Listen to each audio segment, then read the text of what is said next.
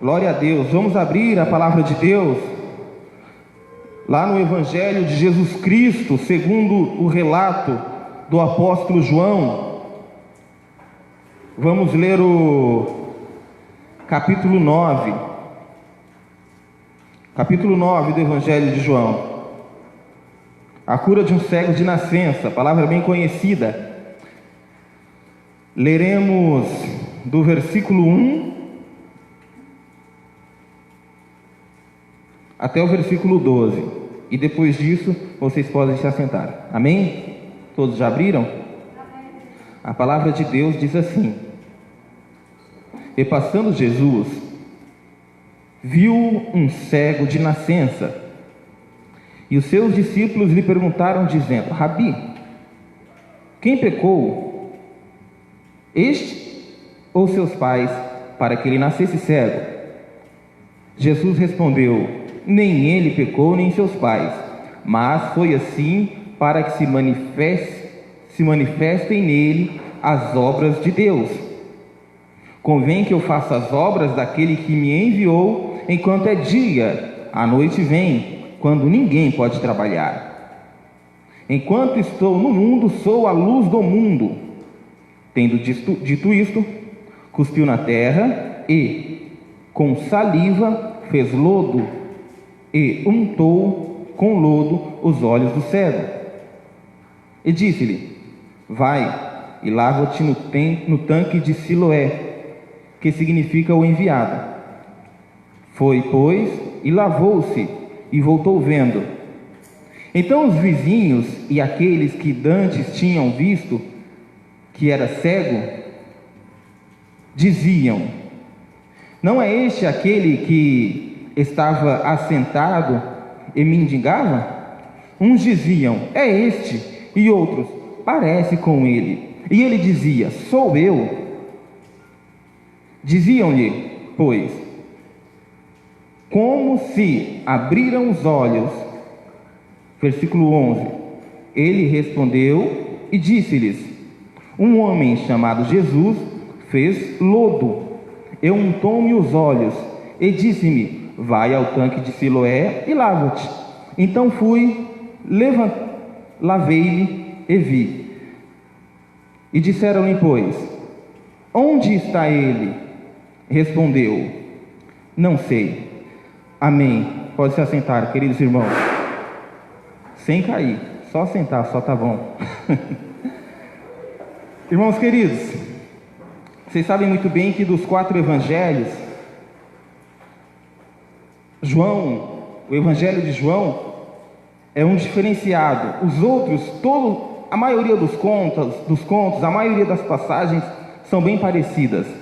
No entanto, o evangelho de João, ele é bem diferente que todos os outros. João, na verdade, ele tem a intenção clara de mostrar para todos daquele tempo que leu o evangelho e para nós hoje que Jesus é realmente o Filho de Deus e ponto final. Para fazer isso, João, ele se utiliza de 7 milagres em específicos do nosso Senhor Jesus Cristo. 7 milagres estes que ele chama de sinais. Para que serve um sinal? Sinal serve para indicar algo, serve para indicar um evento. Estes milagres que ele chama de sinal, serve para indicar o que eu acabei de falar, que que Jesus é o grande eu sou, o grande Messias, o enviado de Deus, o nosso Redentor. O fato é que, com estes sinais, João apresenta toda a divindade de Jesus Cristo. São 7 milagres, eu anotei aqui todos eles. Jesus transforma, deixa eu abaixar um pouco aqui. Qual que é o canal aqui, pastor? É o 2? Do microfone? É o 2, né? Tranquilo, melhorou. O primeiro milagre que João relata, e aliás é o primeiro milagre do próprio Jesus Cristo, todos vocês conhecem bem, é nas bodas de Caná, onde Jesus transforma água em vinho. Neste milagre nós aprendemos de várias vezes que nós lemos, que mostra toda a soberania de Jesus Cristo mostrando que ele é acima até das leis da química, porque ele poderia muito bem transformar água em vinho, tanto vinho como água, tanto qualquer coisa a outra coisa. Jesus Cristo não obedece uma lei química, uma lógica química. João separa este primeiro milagre para dar como o primeiro sinal da soberania de Jesus Cristo. Outros dois sinais, outros dois milagres se eles separam. Um é a cura de um filho de um oficial, e outro é a cura de um paralítico. Mostra que Jesus também está acima da medicina, porque ele é o médico dos médicos. Quarto milagre, ele multiplica pães e peixes. Ele é acima da natureza, ele é acima da contagem, ele é acima da matemática, ele é acima da própria cronologia. Para Jesus não tem tempo, não tem começo, não tem meio, não tem fim, porque ele é infinito. Outro milagre que Jesus fez, e João separou aqui, é quando ele caminha sobre as águas. Você já viu alguém caminhando sobre as águas? Você já ouviu falar de alguém que caminhou sobre as águas, que foi o apóstolo Pedro?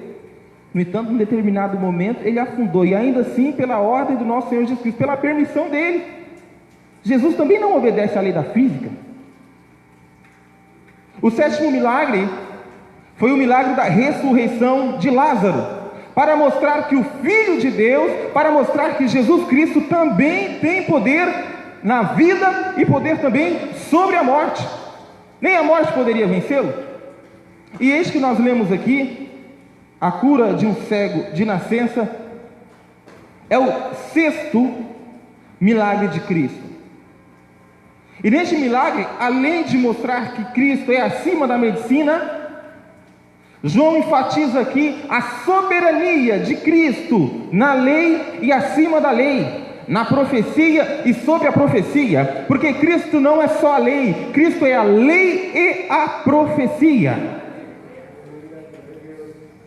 E João usa esses 7 milagres como sinais para mostrar que Jesus Cristo é o grande eu sou. E no versículo 1, nós lemos algo muito interessante aqui, irmãos. Logo no versículo 1, mostra algo que nós deveríamos lembrar todo dia. Todo dia. Acompanhe comigo a leitura, o que está escrito aí na sua Bíblia. E passando quem? Quem que está passando? Jesus viu um homem que era cego desde quando? Desde quando ele nasceu. Jesus viu um cego de nascença. Não foram os discípulos que apontaram e falaram: olha, aquele homem ele é cego, já faz 40 anos que ele é cego. Não, foi o próprio Jesus que viu. Às vezes tem coisas que o seu marido não sabe, ele não enxerga a sua necessidade. Às vezes tem coisa que a sua esposa também não enxerga a sua necessidade, nem os seus amigos, nem os seus irmãos de igreja, nem os seus familiares, nem o seu pai, nem a sua mãe, nem o seu pastor, mas Cristo enxerga toda e qualquer necessidade. E aquele homem estava ali mendigando, e a palavra é bem clara quando fala que, passando Jesus, viu um homem que era cego de nascença. No versículo 2 diz assim: e os seus discípulos lhe perguntaram, dizendo: Rabi, quem pecou, este ou seus pais, para que nascesse cego? Se fosse só quem pecou este, seria uma pergunta retórica, sem necessidade nenhuma de resposta, porque eu nunca vi ninguém pecar no ventre. Quem pecou este, para que nascesse cego? Nunca vi ninguém pecar para nascer cego, para nascer com alguma doença. Ninguém peca no ventre, é impossível. Mas ele falou, eles perguntaram: quem pecou, este ou seus pais? É aquela velha história da maldição hereditária. Para eles, tudo que acontecia de ruim, qualquer tragédia, qualquer enfermidade, qualquer dificuldade na vida das pessoas é resultado de algum pecado. Você está passando por isso porque você pecou, você está passando por isso porque você desobedeceu. Não, eu não me lembro de ter desobedecido. Então foi seu pai. Meu pai também não foi, meu pai foi um homem santo, morreu na graça, morreu convertido. Não, então foi seu avô. Alguém pecou para que você esteja passando por isso. E na verdade, se você for analisar direitinho, a palavra não é exatamente nesse sentido que ela fala. Mas a gente não tem tempo para entrar nesse detalhe essa noite. O que eu quero falar não é disso. A segunda pergunta é: ele pecou para que ele nascesse cego? Não tem como.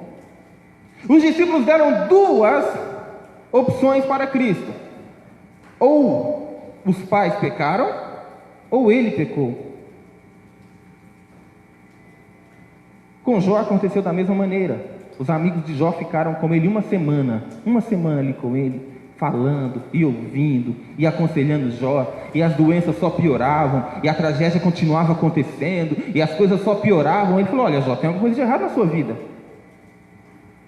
Você deve ter cometido alguma coisa. Você deve ter feito alguma coisa de errado para que Deus esteja tão bravo, tão irado com você, Jó. Confessa o teu pecado, para que Deus te perdoe. E Jó falava: não, eu não fiz nada de errado.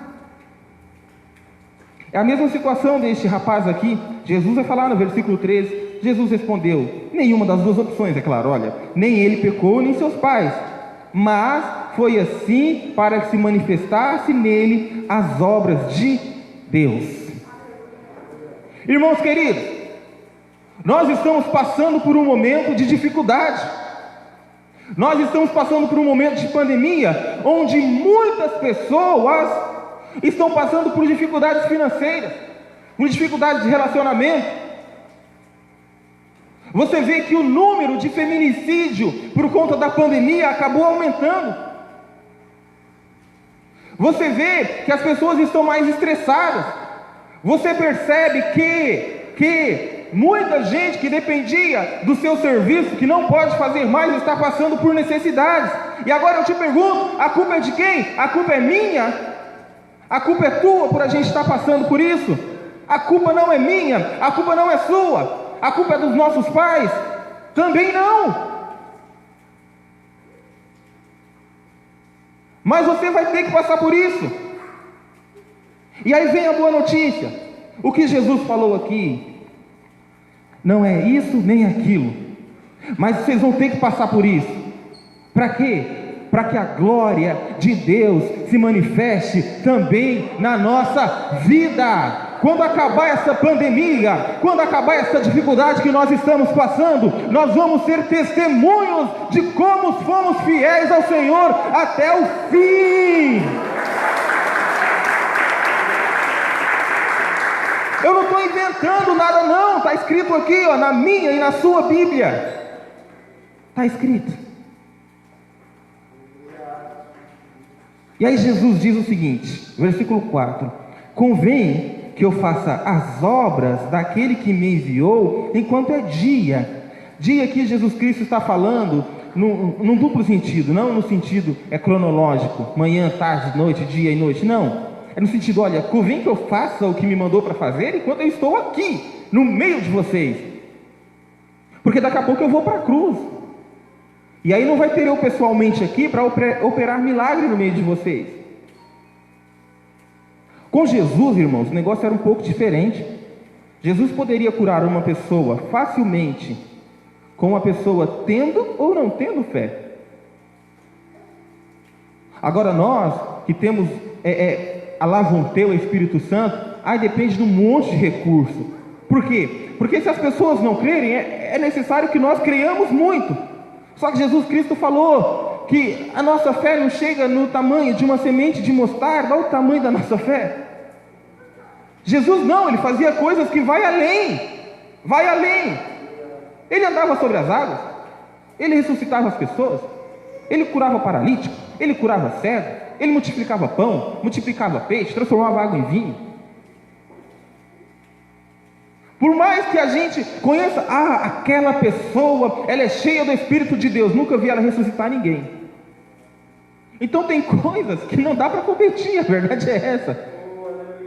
É Cristo, só Cristo. Então ele está falando aqui: olha, tem coisas que eu tenho que fazer enquanto eu estou aqui, porque quando eu ir, não vai ter jeito mais. E para mim e para você, convém que você busque o Senhor enquanto pode se achar também.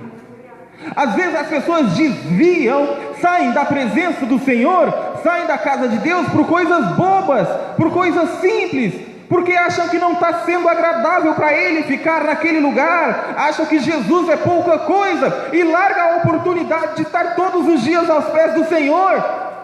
Mas vai chegar uma hora, meus irmãos, que isso não vai ser mais possível. Bastou uma pandemia e muita gente já entrou no desespero.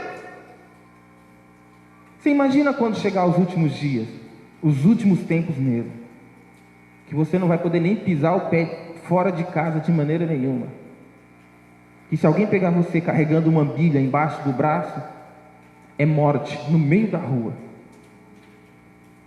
Queima você e queima a sua Bíblia junto. Você não vai poder mostrar a sua liberdade de expressão. Você não vai poder adorar publicamente. Vai chegar um dia que vai ser assim. E eu vou ser sincero para vocês, eu oro para o Senhor, para que eu não esteja aqui neste momento. Tem gente que prefere, não, eu quero estar aqui nos últimos dias, que eu quero passar pela aflição. Eu não quero não. Eu quero ser arrebatado quanto antes. Se pudesse ser agora, desse microfone cair no chão, ficar só minha roupa e essa Bíblia aqui, eu queria que fosse agora. Mas vai chegar um dia que isso daí vai acontecer. E de repente você, que já esteve aqui, que já pisou nessa casa, já foi obreiro aqui, já teve oportunidade neste lugar, está deixando as coisas de lado por bobagem. Convém que aproveite essa oportunidade. Enquanto estou no mundo, sou a luz do mundo, ele diz no versículo 5. É um complemento. Enquanto eu estou aqui, eu abro os olhos de vocês. Enquanto eu estou aqui, vocês não estão em treva não, vocês estão na escuridão. Enquanto o Espírito Santo está habitando em você, nada te confunde. Enquanto o Espírito Santo está habitando em você, a palavra está contigo. E luz para os seus pés é a palavra do Senhor, ela te guia. É só você não perder a oportunidade de estar com o Espírito Santo dentro de você. Isso daí é graça. Você pagou quanto por isso? É de graça, e por que não? E aí, tendo dito isto, versículo 6: cuspiu na terra, e com a saliva fez o lodo, e untou com o lodo os olhos do cego. Veja, irmãos, se perguntassem para mim, se me perguntassem, ninguém me perguntou, mas se me perguntassem, mas por que untar com lodo? Por que cuspir no chão? Não bastava Jesus falar, veja e veja? Não foi assim que Deus fez? Haja luz e houve, e haja separação das águas e da terra e houve. Não foi assim que Ele fez? Não foi assim que Deus fez? Não bastava falar, levanta e ande? Não bastava falar, enxergue, veja? Mas Ele untou com lodo. Se perguntar por que Ele fez isso, eu não sei. De verdade, não sei. A gente não sabe de tudo. Tem mistérios na Bíblia que está acima de nós, acima de qualquer pessoa, acima do maior teólogo do mundo, não vai entender nunca. Mas há algumas possibilidades, eu gostaria de trazer para vocês. Primeira possibilidade: Jesus se mostrando, assim como eu falei para vocês no começo da pregação, que Jesus, Ele é a lei, e se Ele é a lei, Ele é acima da lei. Existia, ou existe ainda, não sei, uma regulamentação chamada Mishnah Sabbat dos judeus. Esse Mishnah Sabbat significava para regularizar os sábados, porque está escrito, olha, no 7º dia você não pode trabalhar. Aí vem uma pergunta: o que é trabalhar? Levantar 1 quilo é trabalhar? Pode ser que sim, pode ser que não. Levantar 2 quilos é trabalhar? Então eles fizeram uma sequência de 39 regras, 39 regulamentações. E na regulamentação de número 10 está escrito que era proibido fazer massa. Era proibido fazer massa, no sentido de misturar. Eles levavam tão a sério isso daí, que, não sei se vocês têm esse costume, mas eu, quando era criança, família muito pobre, minha mãe não tinha, e meu pai não tinha dinheiro para comprar remédios para dor de dente. Quem sabe o que se coloca no dente com algodãozinho quando está com dor de dente? Sabe, irmã Cineira? Sabe? O quê? Oi? Pólvora? Alguém mais? Alguém já colocou vinagre? Não? Então nós era pobre mesmo, porque não tinha dinheiro nem para comprar fósforo. Minha mãe colocava vinagre e um pouco de água quente. O problema é que eles levavam isso daí tão a sério, que quando eles estavam com dor de dente, eles não misturavam água quente com vinagre. Para não infringir o sábado, para não fazer essa mistura, eles tomavam um pouco de água quente durante a refeição, na sequência tomavam vinagre. Dessa forma não infringia a lei. Um outro exemplo, era proibido, e ainda, se essa norma ainda vigora para os judeus, era proibido acender luz no dia de sábado. É proibido escrever, é proibido ler, é proibido um monte de coisa, mas é proibido acender luz. Então o que eles faziam? Quando chegava sexta-feira, para não acender luz, não é para dar risada, mas é verdade, eles iam na geladeira, tiravam aquela lâmpada da geladeira e deixavam um pouco soltinha, para quando abrisse a geladeira a luz não acendesse, porque era proibido acender luz, era proibido acender vela, era proibido fazer qualquer coisa. Então Jesus, o que ele faz? Ele pega, cospe no chão, na terra, e mistura, faz um lodo, o que era proibido. Mas Jesus, ele é acima da lei. Jesus é a própria lei. Jesus estava mostrando, talvez, para aqueles homens que vocês estão preocupados com coisas simples. Você vai ver mais para frente que a gente não chegou nesses versículos, que eles começam a indagar. Ah, mas ele desobedeceu o sábado. Onde já se viu uma coisa dessa? Esse homem não é de Deus. Ele infringiu a lei. Então Jesus faz essa mistura, o que era proibido, e coloca no olho daquele homem. Segunda coisa que talvez possa ser, quando Jesus faz aquela mistura de terra, de barro, talvez ele estivesse apontando para Gênesis 2, versículo 7, quando mostra a criação do homem através do barro. O homem não tinha vida, o homem não existia, mas Deus, através da criação do homem, deu vida para o homem. Talvez ele estivesse apontando, olha, do mesmo jeito que através do barro Deus trouxe vida, Deus criou o homem, eu vou te trazer vida, eu vou te trazer luz, através dessa mistura aqui, ó, e passou nele. Uma outra possibilidade, e eu acho que é a que mais se encaixa com a pregação da noite, é que Jesus estava buscando o quanto talvez aquele homem tivesse fé para que fosse curado. Porque veja, misturou lodo, passou barro com saliva no olho daquele homem. Ele ficou curado neste momento? Sim ou não? Quando passou o lodo, ele ficou curado naquele momento? Não. Jesus falou, vai lá e se lave, vai lá e lave seus olhos. Aonde? Lá no tanque de Siloé. Só quando ele foi que ele foi curado. Só quando ele lavou que ele foi curado. A gente está numa sexta-feira de campanha, irmãos.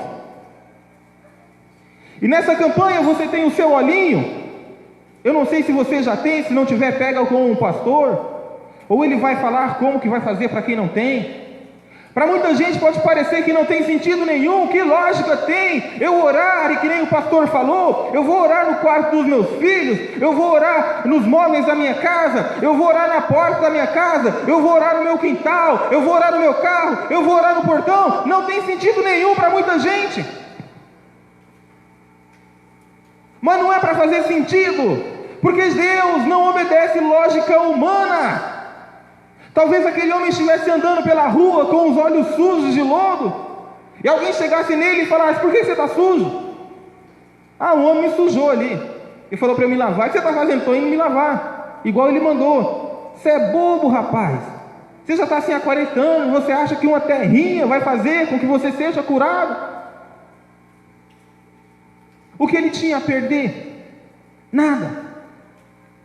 A palavra fala aqui que ele simplesmente foi e se lavou, e neste momento ele foi curado, neste momento ele foi restaurado, neste momento a vida dele mudou completamente, porque aquele homem que viveu 40 anos mendigando, agora não, ele poderia ter uma oportunidade de vida diferente.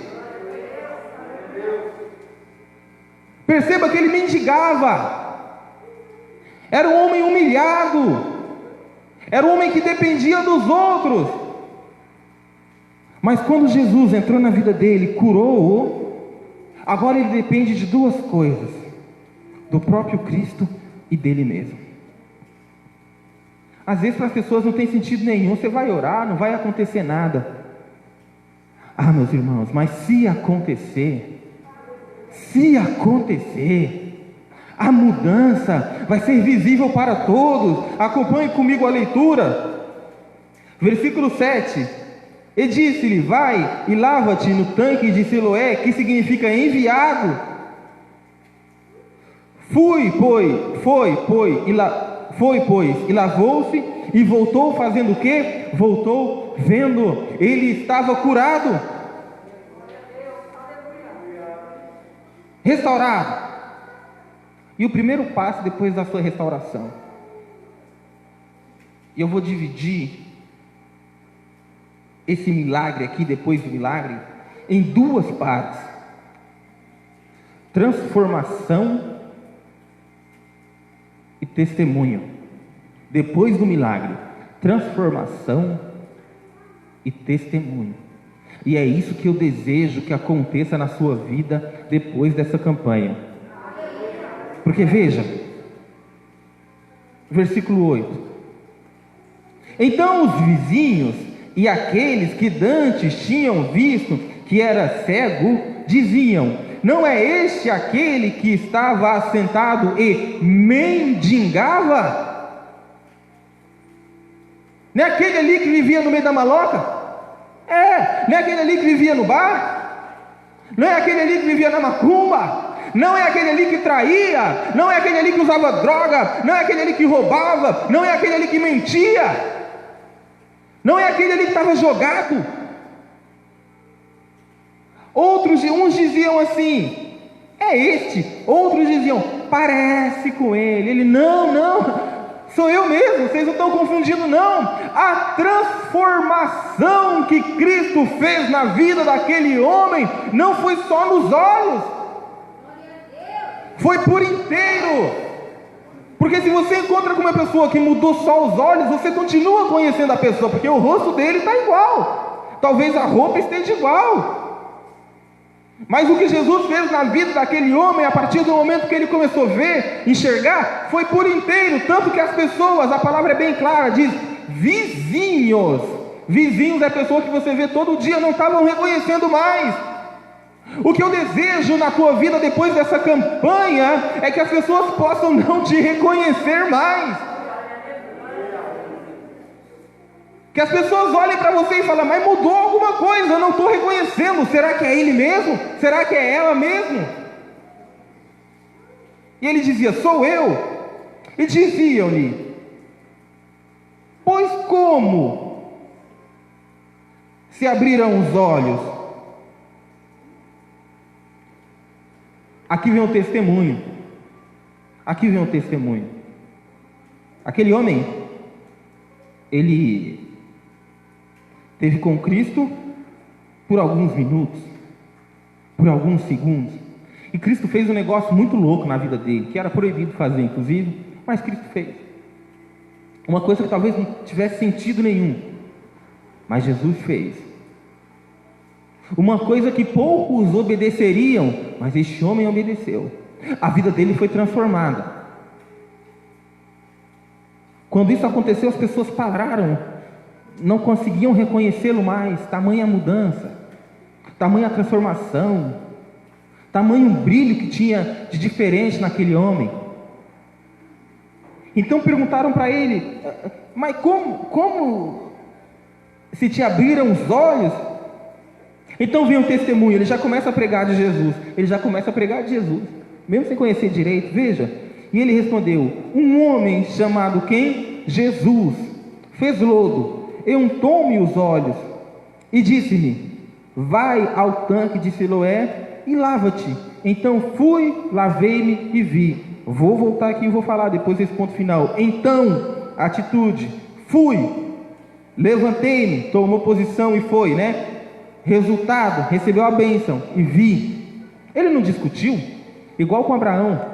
Deus chega em Abraão e fala bem assim: olha, sai da casa dos teus pais, sai da sua parentela e vai para um lugar que eu te mostrarei. E farei de ti grande nação, Abraão.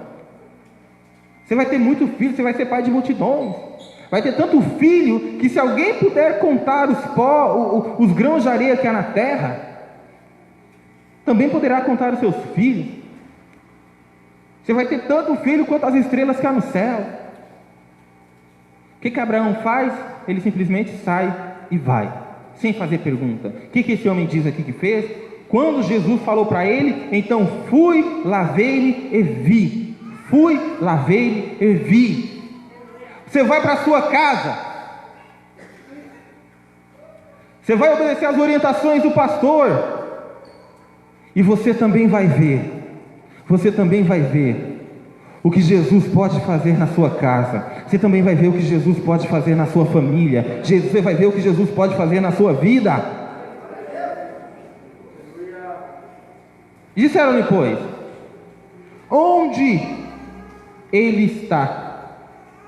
E ele respondeu, simples: não sei. Não sei. Foi o que eu disse aqui agora há pouco. A gente não sabe de tudo. Você não é obrigado a saber de tudo. O pastor não é obrigado a saber de tudo. Os diáconos não são obrigados a saberem de tudo. A gente não precisa saber de tudo. Você só precisa de saber o seguinte: o que Deus fez na sua vida. Da onde Deus te tirou? Como Ele é contigo? O que Ele fez, o que Ele faz e o que Ele pode fazer. Já é pregação, já é testemunho, já serve para muitas pessoas. Eu estava conversando com um amigo meu na semana passada. Amigo meu de futebol, que agora virou pastor de uma igreja lá perto da minha casa. Ele falava como Deus é maravilhoso, como Deus é bom conosco, porque a gente pode continuar fazendo tudo que nós fazíamos antes, mas Ele tira de dentro de nós. Quando você abre a porta, Ele entra e Ele transforma, e Ele tira tudo que você tem vontade de fazer, que fazia antes, que era errado. Ele tira tudo e larga de lado. Não vou falar que você não faz, você pode até fazer, mas quando faz, dá uma dor no teu coração tão grande, te causa um arrependimento tão grande, que você pensa 1 milhão de vezes antes de fazer de novo. Depois que Cristo transforma a minha e a tua vida, você não deixa de ser pecador, você continua um pecador. Só que você antes era um pecador que não via, agora você é um pecador que vê. Foi o que aconteceu com esse homem. O ambiente em que ele vivia era o mesmo de todas as outras pessoas, mas a dificuldade para ele era maior. A tribulação na vida dele era muito maior, porque ele não enxergava. Mas quando Cristo entrou na vida dele, ele passou a enxergar e viu. E viu o quanto Cristo era maravilhoso. Essa campanha nós estamos indo, acho que acredito, para a quinta ou para a quarta sexta-feira, se eu não me engano. Ainda tem mais 3 quartas sexta-feiras, né? Isso mesmo. Ainda vem mais 3 sexta-feiras aí. Eu tenho certeza absoluta que se você for obediente, igual este homem foi, este servo, igual o próprio Abraão foi, eu tenho certeza que Jesus também vai continuar transformando, ou vai transformar a sua vida. Em nome de Jesus, que as palmas louvem ao Senhor essa noite.